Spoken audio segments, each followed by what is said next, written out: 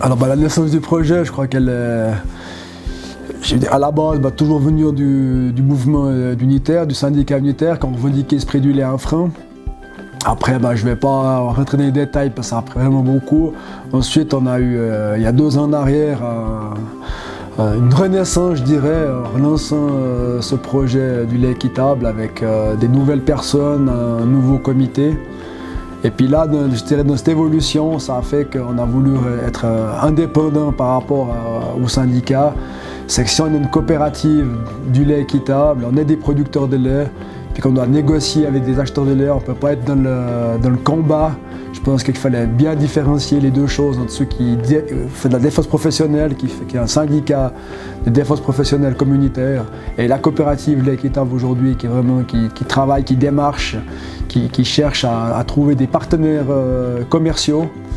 Et c'était très intéressant avec notre transformateur de lait Crémo, où quand j'ai pu aller le trouver avec notre président Anne Chanvar, c'est qu'il m'a tapé sur l'épaule en me disant « Monsieur Edmond, je me souviens que vous avez manifesté là devant Crémo, que vous vouliez me passer dans la piscine de lait. » Et aujourd'hui on voit que avec du recul, on est là pour construire quelque chose, c'est vraiment positif. Et puis les gens, je crois qu'ils ont été intelligents de voir qu'il fallait tourner la page. Et vraiment, on est très content de comme ça s'est passé, les débuts de ce lancement du lait équitable. Alors aujourd'hui, pour être producteur de lait équitable, c'est tous les producteurs de lait. Je crois qu'on ne fait pas de différence par rapport à ça. Nous, on a comme exigé, un peu comme les programmes fédéraux, c'est-à-dire que les vaches, au moins 2 des 3 critères, c'est-à-dire SRPA, SST ou PLVH. Comme ça, si on respecte au moins 2 des 3, on est bon pour la coopérative. On sait très bien qu'il y aura des évolutions par rapport à tout ça. Aujourd'hui, il y a une demande par rapport aussi à du lait bio sur les marchés, sur l'étalage. Si un producteur fait du lait bio, il peut adhérer à la coopérative, mais s'il est payé déjà, alors nous on fait la différence pour arriver à un frein.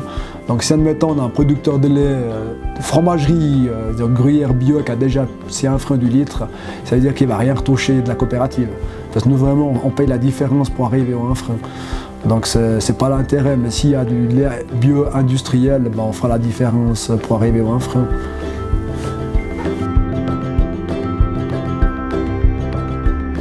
Le projet il a débuté officiellement le 23 septembre avec une mise distribution chez les Manor à mi-septembre.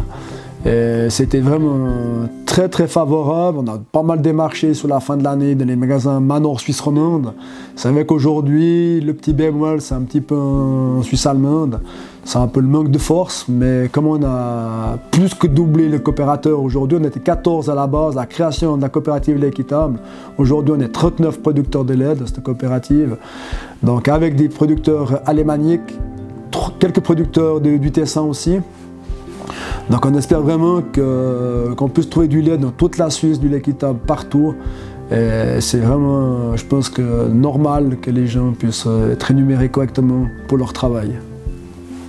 Alors c'est vrai qu'on s'est heurté à pas mal de soucis pour trouver déjà un transformateur qui soit d'accord de faire un lait équitable. Après les raisons des gens c'est que s'ils font un lait équitable, c'est-à-dire que l'autre qui vend il n'est pas équitable. Et du coup c'est vrai qu'on s'est heurté à quelques petites difficultés par rapport à ça. Aujourd'hui on a trouvé un transformateur, c'est-à-dire l'entreprise Crémo, qui a bien joué le jeu, qui a accepté de rentrer en matière par rapport à notre projet. Avec ça, il fallait trouver le distributeur, qui est Manor principalement. Et je pense que c'était important qu'il y ait un bon partenariat entre le transformateur et le distributeur. Et puis comme le projet a vraiment très vite démarré, il a fallu travailler aussi avec les petites structures, genre les boulangeries de village, les petites structures. Donc là, c'est l'entreprise, je dirais, sœur de Crémo, c'est-à-dire petits crémiers qui font les livraisons fines, qui vont livrer dans plein de petits magasins, plein d'épiceries. Et aujourd'hui, je pense ça a bien démarré, on continue à démarcher. C'est pas de tourpeau, il faut trouver des nouvelles enseignes. Et on voit que les restaurations collectives sont aussi intéressées aujourd'hui. On a réussi à se placer au Chuve, qui est quand même quelque chose d'important. Il y a comme les PFL qui s'intéressent, Eldora pour les cuisines collectives, les restaurations collectives. Donc je crois que ça a pris son chemin, ça a vraiment fait boule de neige aujourd'hui. Les médias ont beaucoup ressorti ça, c'est équitable, ça parle aux gens. Et moi, je pense que c'était important qu'il y ait un projet qui naisse comme ça en Suisse, qu'on donne le choix aux Suisses de pouvoir acheter un lait équitable. C'est qu'avant, il n'y avait pas le choix.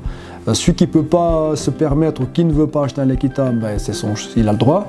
Mais je pense qu'on doit mettre ça sous l'étalage pour permettre aux consommateurs de faire quelque chose de son plein gré. C'est bien joli de toujours demander, quémander, mais je crois que c'est le consommateur qui décide. Et je crois que le consommateur, il est derrière nous aujourd'hui.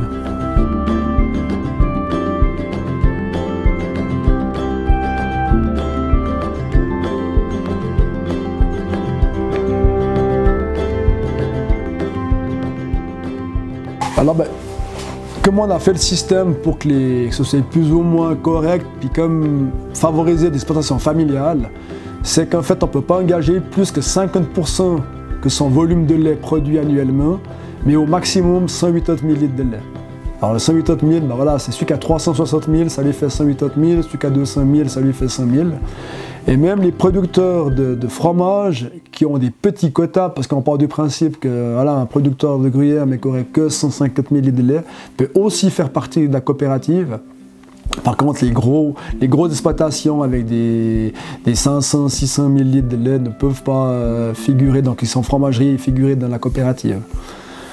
Et par rapport à la rémunération, en tout cas, pour ma part, bien sûr, on pourrait dire qu'on peut payer des factures au extra jour, mais je pense qu'il y a un point important qui a été souvent discuté chez nos exploitations, c'est de rémunérer aussi son épouse correctement.